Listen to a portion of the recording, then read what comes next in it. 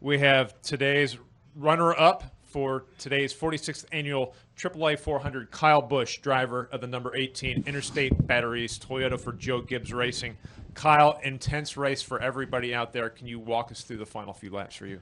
Yeah, it was it was a pretty good race for us. Pretty simple, I guess I'd say too. For us in the 18 Interstate Batteries Camry, we had a really good race car. So my guys did a great job preparing a good piece for us, and allowed me to run up front all day. We were the second best car, and we were able to come home second. So we finished where I thought we deserved to be, and there the first 300 laps, it seemed like it was going to be pretty simple to finish there, and then things kind of got a little complicated there in the last 100 with pit strategies and pit stops and things going on with where we needed to be on the restart and all that stuff. So it all ended out to be pretty good for us in an 18 car. So move on to the next round.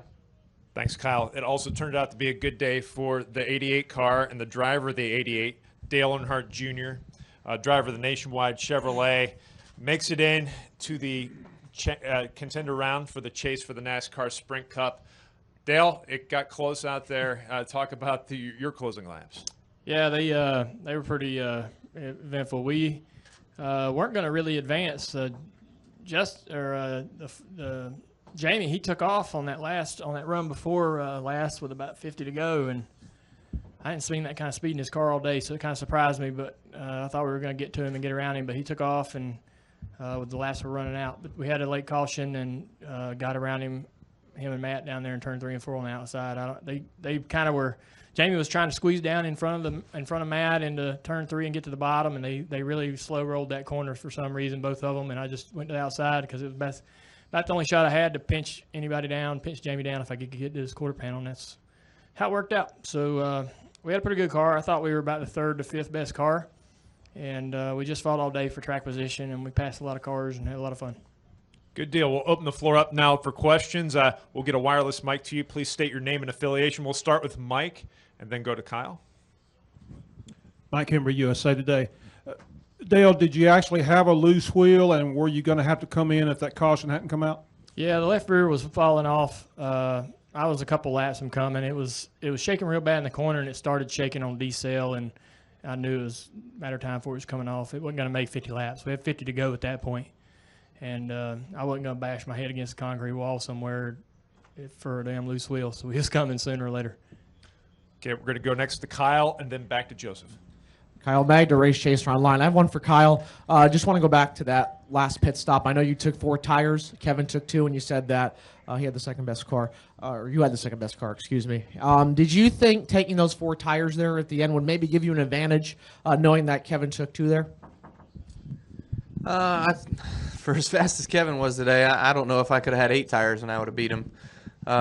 Seemed like he had 8 tires, but for us, I certainly did think that we'd have a better shot at being able to beat him, but unfortunately I had to restart 5th there. I think Kansas stayed out, and instead of coming out, I came off pit road 4th, but instead of being able to restart 4th, I had to restart 5th, and that just kind of held me up a little bit and wasn't able to allow me to get, a run around the outside and try to get to Kevin's right side before things kind of got single filed out. So, that's where we kind of lost our advantage with those 4 tires.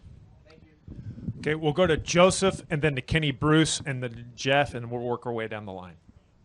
Balkan, frontstretch.com. Dale, after having 3 finishes of 20th or worse last year in the second round, what are your expectations this season after narrowly making it today to the second round?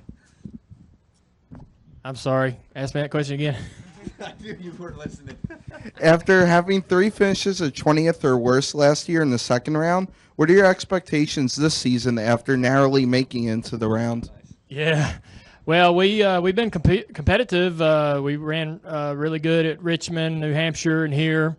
Feel like we got pretty good speed. We had lost a little speed over the summer, and I think we're gaining a little bit on it.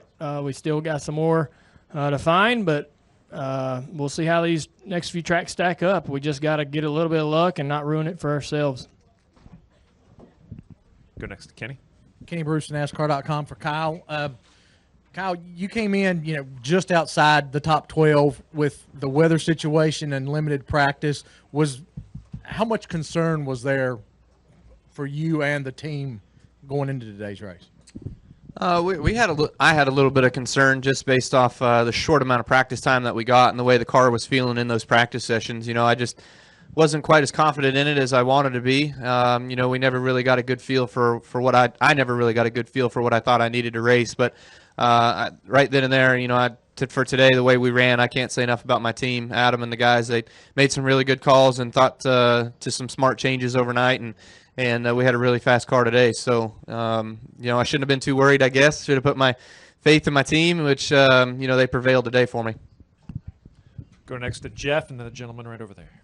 Jeff Gluck from USA Today. Harvick ends up making it after it looked like he would be eliminated and take out a huge threat. Is that bad news for everybody else? The way he ran today, hell yeah.